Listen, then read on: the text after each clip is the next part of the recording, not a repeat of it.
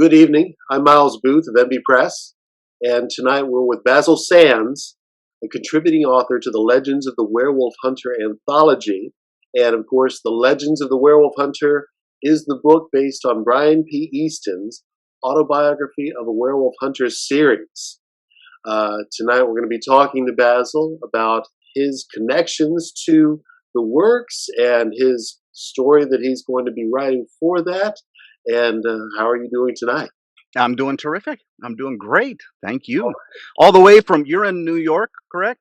I'm actually, no, I'm all the way in Florida. Oh, so Yeah, that is even more so. We're like on total opposite corners of we the are. continent. We are. I'm South Florida, near And Fort Myers tonight, and we and went I'm in swimming at the Anchorage, beach today. Alaska. You did not go swimming at the beach today. No, no, No. I did not. And I could have. I could have. The ocean stays relatively ice free, except for the bergs floating around. But yeah, All right. Well, that's.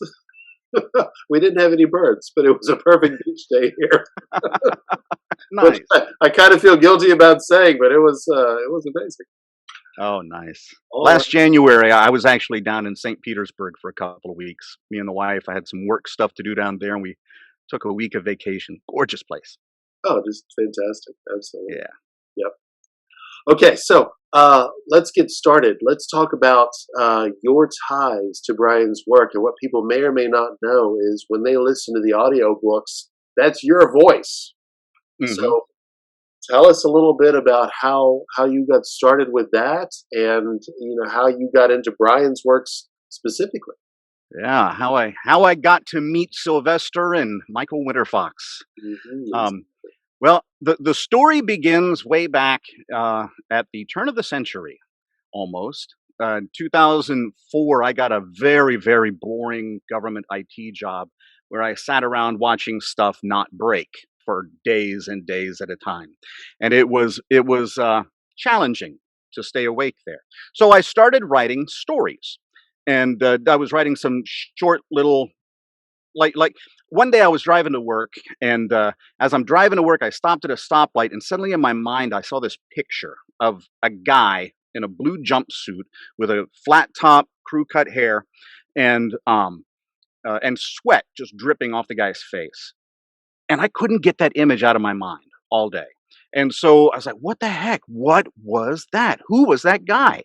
And so I wrote like a one-page short story for Yeah. this little flash fiction contest that was out there about a spaceship crashing, like a space tourism fly around the earth, two shots, and then you land. Well, this one crashed. And then someone asked me at the end of that, they said, what happens next? I mean, you got this guy in the desert. What desert is he in? Where's he at? And I was like, oh yeah, huh, that's a good question. Next thing I know, I had 83,000 words in my first novel in about a year later. But along the way, I had been publishing it as blog posts, Oh, chapter by chapter, yeah. and then I put it out as a podcast, serialized podcast story, audiobook, on a website called Books, which I believe still exists, and you can get your audiobooks there for free, but they're all totally independently produced, as in the person may have been recording it while sitting on the toilet using their iPhone. Okay. So you never know the quality that you're going to get till you get into it. But anyway, I recorded for that, and another friend of mine, John Gilstrap, who's a popular thriller writer, a USA Today best-selling guy. Yep. He asked if I could start narrating his books. He didn't particularly care for the original narrator. It was weird. His is a thriller series based in the United States with the former Delta Force commandos as the main characters, and they had a British guy doing the narration. I was like, huh? No, why would they do that? So John, after a couple books, he asked if I would do it. Audible called me and said, hey, we got this contract. We want to hire you. Do you want to do it? And I said, yes. And next thing you know, bang, 2009, 10, I had my first audiobooks out. Fast forward to about 2016-ish, I think. Yeah, 16, 17, I think. And I'm working for Audible pretty much full time by that time. And I had what they called the 13-week contract, where they would take books from lesser known authors or backlist books that they just wanted to get out there. And his books, the first three of the Werewolf Hunter series, were included in one of those 13-week bundles. Yeah. Basically, they would send me a digital box of books, Hmm. and I would have 13 weeks to get these recorded on an average of 10 to 15 hours of finished product a week, which is about 45 to 50 hours of work per week. And so I'm cranking those out, and I had narrated at that time lots of horror. Probably half of my repertoire was horror, and I don't particularly like horror myself. I just don't. My Oh, imagination is deep enough that I don't need to read something to get scared. I can do that all on my own. So anyway, I ran into Brian's books, and I was like, "Oh, great, monster books." I got into that book and into the person, into the mind of Sylvester and Michael Winterfox, and holy cow, it was like I was there. That was this. I will say this is the first time that I have read a horror novel and actually, loved it. I absolutely. I was like, oh man, I want more. I finished those three books. They got online. And I wrote to Brian directly and said, "Hey, I love those. Those were the most awesome. I gotcha. mean, Okay. they were realistic. It felt to me like if werewolves were a real thing, this is what it would be like." Yeah. And so, anyway, yeah, that's how I got introduced to Brian through the long way. It took me writing 4 or 5 novels and getting hired and getting all these contracts just so I could meet Brian for this project because this is going to change the world. I think so. Yeah. No doubt about that. But that's very cool as far as having a connection to the books. How many books have you recorded over the years? I've got, let me see, I actually had Audible because I was checking to see if one of my newer ones had just come up, which it's almost. There's 109 published Okay. right now that are available on Audible, and you get probably about 25 more than that that are either no longer available or were for independent publishers that whoever got it, I don't know, but I got paid. So about 130, 140. And Okay. And how many authors did you create a relationship with? oh, three. Okay. All right. John Gilstrap, who I was already acquainted with. We Right. became closer friends in the process of I record his books about one a year for the last 10 years. Um, Brian, of course, and we've actually gotten to a point where we chat on a regular basis. Mhm. And then, believe it or not, uh, Piers Anthony, who was a famous kids fantasy author from the Very 80s, familiar with his work. Yeah. he and I started chatting. He's like 90 years old. And every once in a while, I narrated several of his books for those 13-week contracts. And it's like I narrated his early stuff before he was famous, Which when books? his speculative science fiction was weird and sometimes creepy. Yeah. And so people who grew up with the Xanth trilogy Uh huh. will get a totally different, or not trilogy, the Xanth Series. series Yep. will get a totally different view of Piers Anthony, I think, if they read all of his pre-Xanth stuff. Some of it was I'm trying to awesome. remember. I read. Oh, we're going way back now. Was the one called Ghost Spaceship? Is that what you're talking about? Or There, not that one. There was a bunch of the early ones I really liked. They were really cool science fiction, Twilight Zoney, 60s, 70s kind of early science fiction stuff. Mhm. Pretty cool. Okay. And then there's one series. It was called uh, Biography of a Space Tyrant. That's what it was. And it was a series of books that started off with refugee and then mercenary, and they're all named different things. And basically, it takes a family that there's something going on and they got to escape the planet where they're at for political persecution. So they get on this ship and they take off, and they get attacked by pirates, space pirates. And basically, the whole first book is this ship getting attacked by space pirates over and over again. The crew getting massacred over and over, or not, the same people dying over and over, but till there's nothing left but children, and rape, lots and lots of rape, sometimes graphically described. And that's where I kind of was like, oh. oh, this isn't the Piers Anthony that I remember as a kid. Right, yeah, This is the one that was still trying to flesh out his sci-fi wings. And whoa, yeah, right. some of it may have been prosecutable in some countries. Let's just put it that way. But Oh, it's out there. Audible published it, so there we and go. it actually does pretty well apparently. Right, So he's a big name. he I haven't is, heard about he is, his stuff in a really long time. Actually, that's funny. yeah. So, well, tell him I said hello. I will, I will. Quite his stuff. Great. All right, so bringing this back into a little bit of focus. So Yeah, you read Brian's books, and they obviously made an impression on you. yeah. And you recorded the books, and um, I've listened to those books, and your voice actually changes a little bit, just in the Hmm. level of gravity over the course of the first, second, and third book. And of course, we're talking about Autobiography of a Werewolf Hunter, Part of Scars, and then the lineage.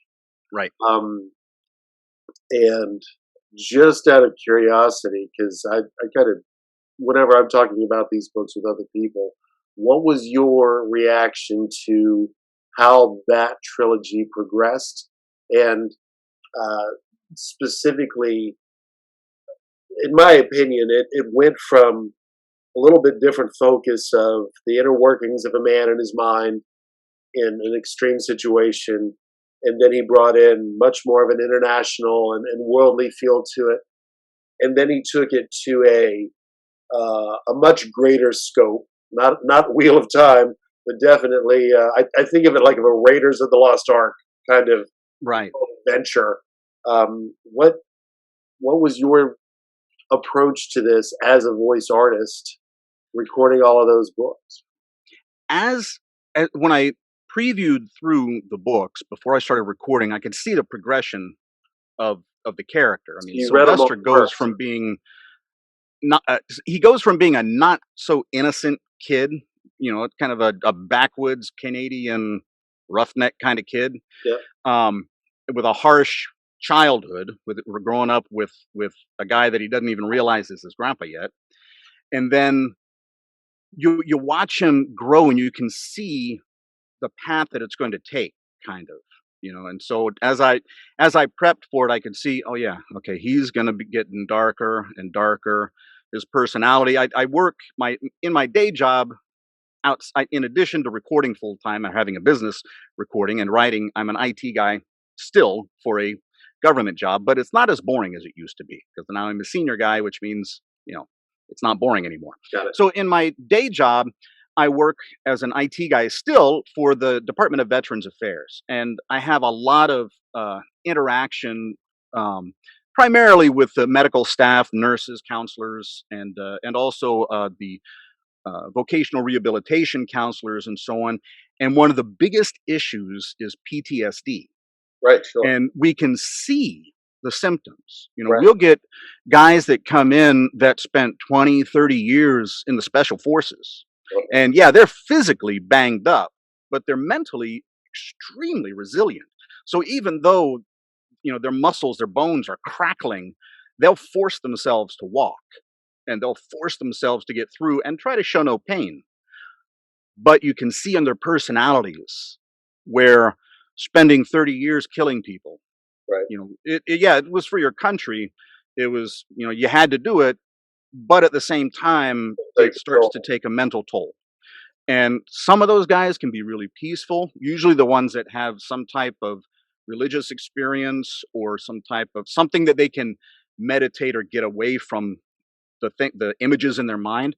Those guys are usually, I mean, they're still carrying the baggage, but they're usually pretty calm about it. And I pictured Sylvester kind of as that.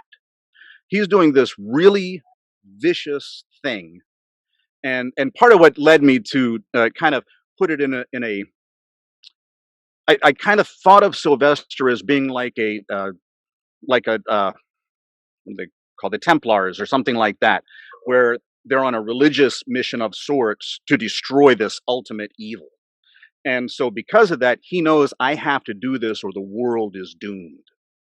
But I'm really getting tired of the blood. of seeing dead people and making dead people.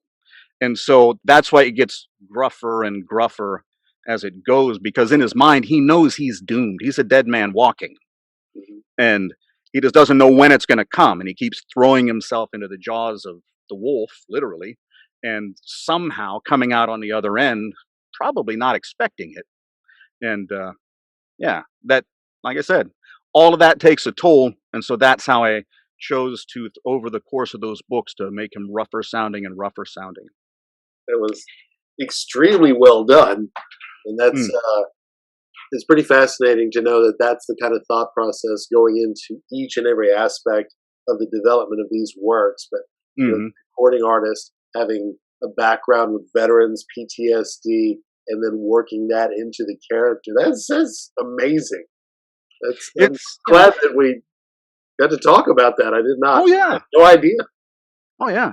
Well, That's as a writer, and maybe that allows me to have a slightly different perspective than a lot of narrators or voice actors, because I create my own stories too.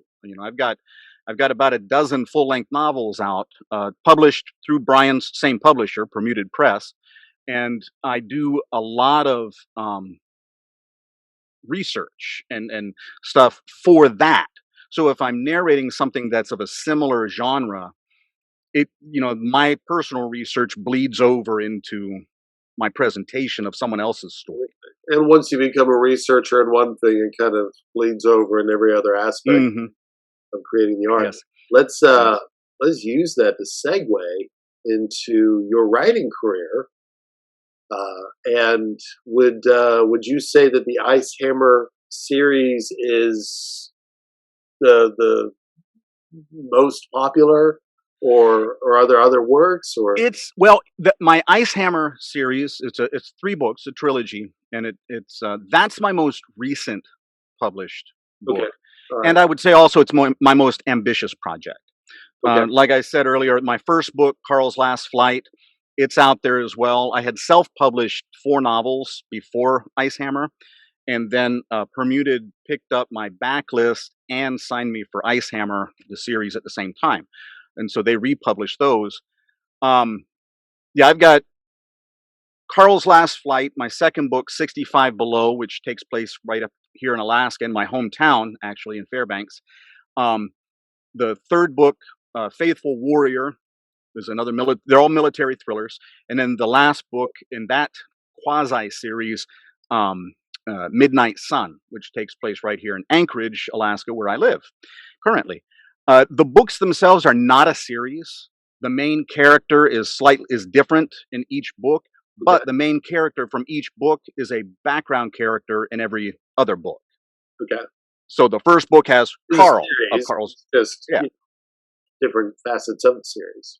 yeah, exactly, Good. exactly. So Yeah, they're in that world. Ice Hammer is also in that world, in that fiction world, okay, but it revolves around a completely new set of characters.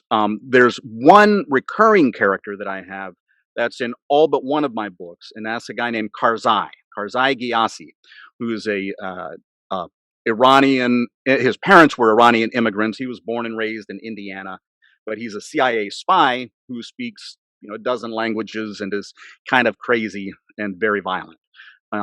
But fun. He's a fun character. But he goes through all of my books, including the Ice Hammer series, which picks up about a year or so after the previous book. Ice Hammer takes a completely different tack in storytelling from my experience, from my previous works.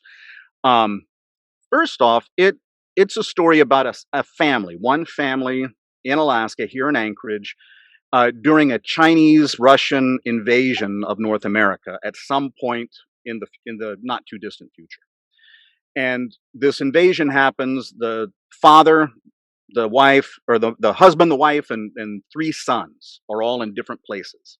The husband is in his vehicle. He just dropped the boys off at Boy Scout camp, two of the boys. The third boy works up on the North Slope as a cook, and the wife is in the opposite side of town at home, waiting for her husband to come back for a long weekend. And in the middle of that, the Chinese invade, and all of them assume the others are dead or missing over time.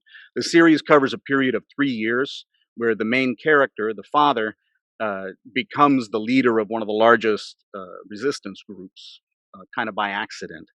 And yeah, it was ambitious because it was my longest set. I wanted to outline the entire 3-book series before I started writing anything. So I did, and I had 3 complete storylines running parallel: the father's storyline, the wife's storyline, and the 2 of the 3 sons. And then the third son, you only hear him mentioned until the very last book, where a scene shows up with him. And I based the characters on my actual wife and children and myself. Okay. Loosely, very loosely. I get it. But emotionally, and so when I write in there things about how handsome Brad Stone is, I wasn't looking in a mirror. I wasn't. I really was. Because, yeah, well, you guys can see me. Whatever you picture about Brad Stone is And not me. we all do this. So Yeah, exactly. yeah. So, um, anyway, I based the characters on my family, and I found that as I was writing it, emotionally, I got really tied into it. Mhm. And when I would bring stuff up with my wife, throughout the story, the husband and wife are separated for 3 years. The husband believes he saw the wife's dead body in her own car, not realizing her sister had borrowed the car. Okay. But he sees what he's convinced is her dead body wearing her favorite shirt in her special car with a special license plate. And so he's like, well, that's it for that. And he moves on into an almost suicidal type of vengeance against the Chinese. But in the course of time, he also meets a girl who had a crush on him for years when he was a teacher, and they end up getting married and having a child. And he still doesn't know that his wife is alive the whole time, and under the care of the commanding general of the Chinese army. She becomes a prisoner because she's a doppelganger for that Chinese general's dead wife. Oh. And it's kind of a weird situation, but the 2 are parallel and actually meeting without knowing it at many points during the story, until the very end when they actually get together. But I will, without spoiling it, I will say it is not a happy ending. So Okay. don't expect it to be a oh boy ending at the end. It is, I think, a pretty powerful ending, but Always I good. tried to write a realistic book that connected with my own emotions in that. Absolutely. So that's my previous project, my most recently published one. Okay. And I'm going to take for granted that you've done all the audio recordings of all of your own books and that they're yes. all available. I should point this out on Amazon, correct? Mm-hmm. And are there any other outlets that you actually prefer readers to buy your works from? I don't know. wherever they like to get them. I think Permuted puts them out everywhere. So Right. Okay. they're on Amazon, they're on iTunes, they're on Kobo, and Okay. All right. Well, let's take this in the direction then of, if you don't mind, talking about what you have put together so far for the Legends of the Werewolf Hunter book. What story are you writing for that? If you'll give us some hints. well, I will. The story is actually a character who I had created this character for my next one of my next projects, one of the new writing series that I'm starting. A series, the working title is Kings of Earth, and it deals with civilization before the flood of Noah. So the first 7 chapters of the Bible, basically. But it takes a imaginary picture of, in my mind, of what that world might have looked like. It's not really defined in the Bible, in the pre-flood stories, doesn't really say what the civilization was like, except that at the end, all of the stories agree they were so wicked, God or the gods sent a flood to destroy everybody. And so in that imaginary, as I was writing that and starting the outlining and starting the work on that, I came up with a character who's named Argon, son of Ur. And Ur, as many people know, is an ancient Sumerian city, one of the first large cities. It's about 5,000, 6,000 years old. Um, it's, of course, cities at that time, especially, were all named after people. And so this guy Ur, if you look back in some of the genealogies, there were people named Ur who were famous fathers back in the biblical genealogies. So I took a line of Adam that was different. Instead of going through, Adam, and then they talk about Adam had Seth, and Seth had so on and so on and so on, all the way down to Noah. I took one of Seth's younger brothers and moved a character who was like 4 generations removed from Adam.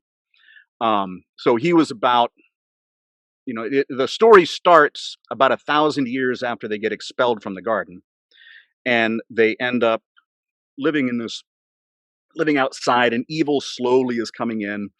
And shortly after the death of Adam himself, this guy Argon starts to rise as a ruler, as a leader, and he becomes a very despotic tyrant, to the point where he's doing things that, like legends of vampires come from some of the wickedness that he did.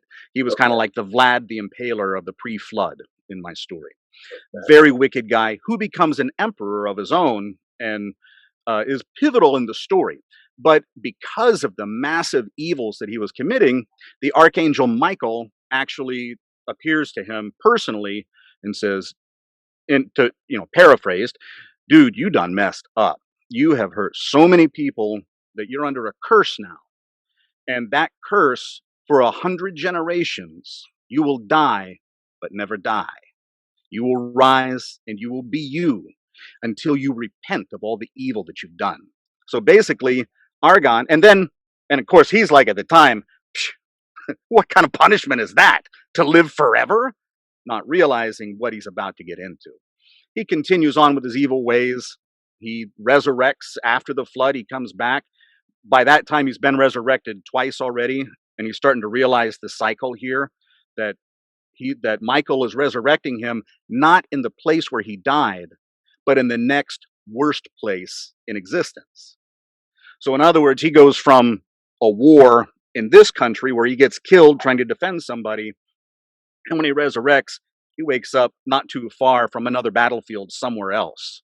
And he's gonna be suffering for these 100 generations until he realizes the amount of suffering that he caused.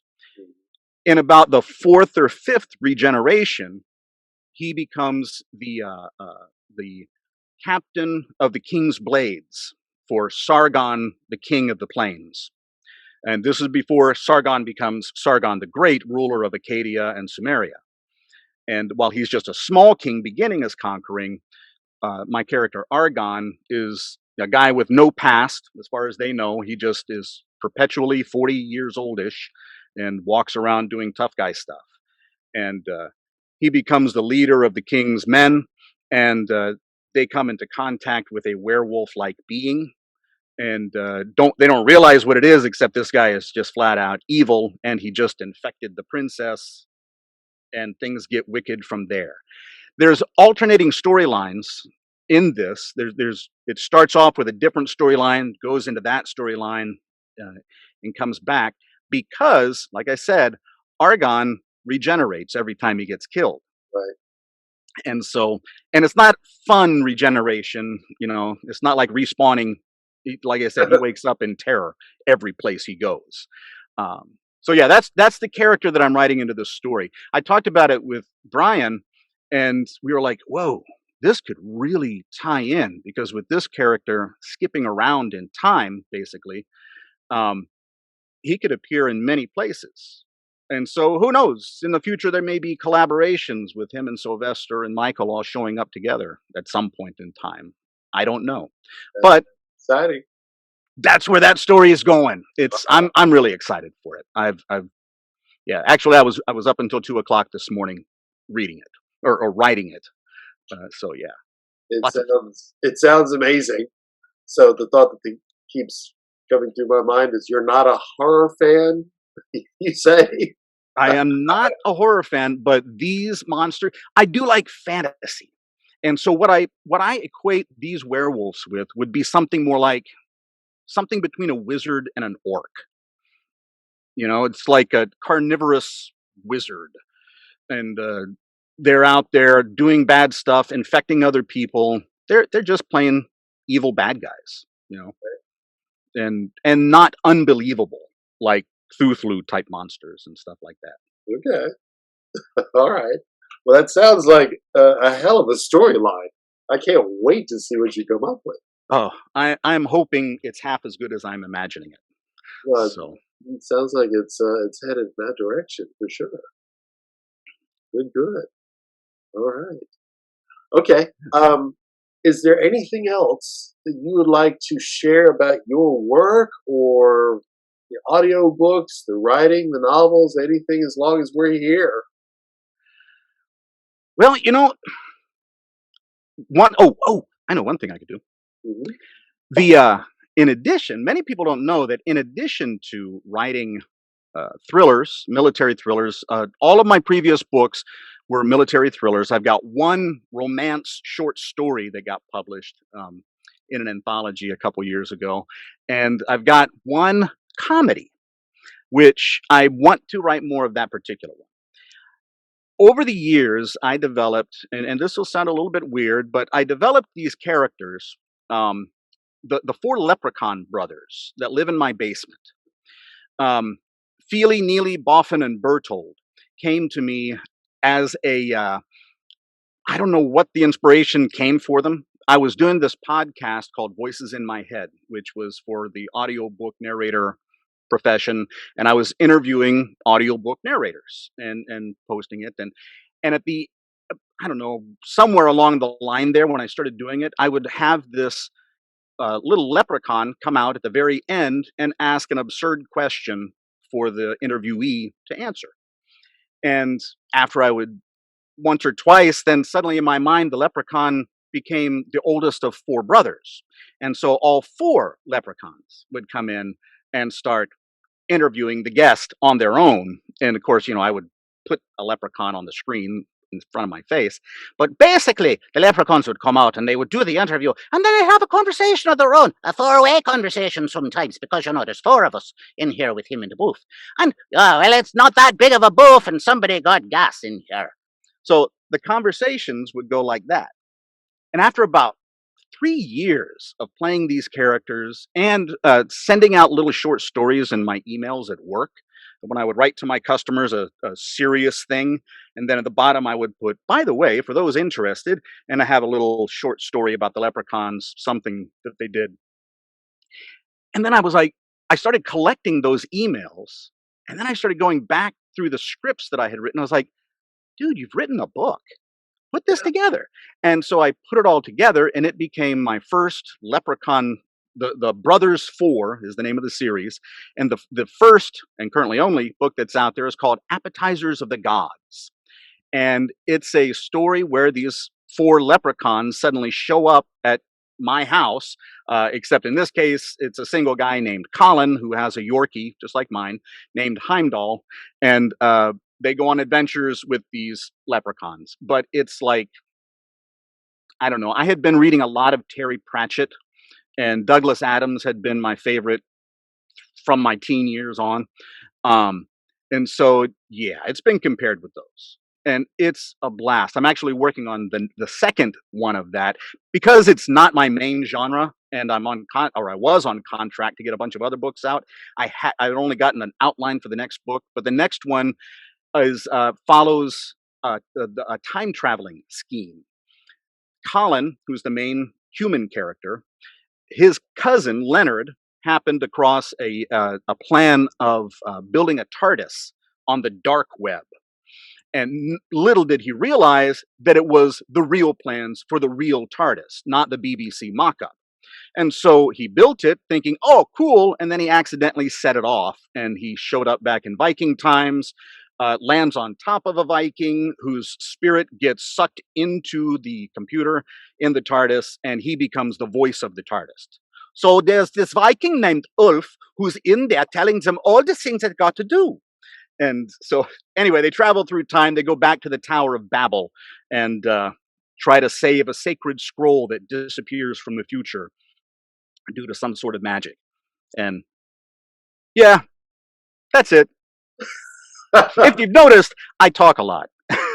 And so that's how I became a narrator and writer. To answer your first question at the very beginning of this interview, go ahead. All right. Sounds good. Well, talking a lot does come in handy when you are in your profession, for sure. All right. Well, I think that's going to wrap us up. Oh, cool. Thank you very much for coming and sharing all of this with us. It's fascinating stuff at every angle. So, recording It's a artist, fun business. author, and multi-genre author. That's it. That's it. Oh, and here's my ice hammer. Even I my saw son's got me that. this for Christmas after I published the novels. I saw that in the background. I thought you were doing some Yeah. ice climbing there. No, no, they got me this guy. This is in the book Ice Hammer. In the first chapters, you'll see why it's called Ice Hammer. Thanks to Yep. one of these. Right. So Yep. I've started reading those, and I know what you speak of. yes. Yes, indeed. All right. So, So where can people find you? www.basilsands.com. Good. Facebook, I'm Basil Sands 1. There's another Basil Sands who's a veterinarian in the Bahamas. Oh, Which interesting story related to that. I got audited by the IRS back in the 90s, or threatened with an audit back in the 90s, due to the millions of dollars I had in my offshore accounts. right. And I was like, "Oh, really? Can you give me the account numbers?" And they said, "Huh?" And turns out that the other Basil Sands was the president of the Bank of the Bahamas. Oh, And yeah, there's 6 of us with that name in North America. 2 in the Bahamas, father and son. 2 in Canada, father and son, and 2 in Alaska, me and my dad. And so it's like, oh wow, all right. Basil Sands, six in a row. Anyway, basilsands.com, Basil Sands 1, because I'm not the president of the Bahamas. And yeah, that's pretty much it. I'm also, if you just look up my name, Basil Sands, I'm on MeWe and LinkedIn, and yeah. And of course, if you want to, which you should do, as a matter of fact, I'm slowly psychologically reprogramming your mind to go directly to Amazon or Audible and purchase all of my books. Of Thank course. you. Absolutely. Very good. All right. Well, with that, we will wrap this one up. And again, thank you for your time. Thank you for being with us here tonight. And we Thank you very much. look forward to your story very much. All right. All right. Good night.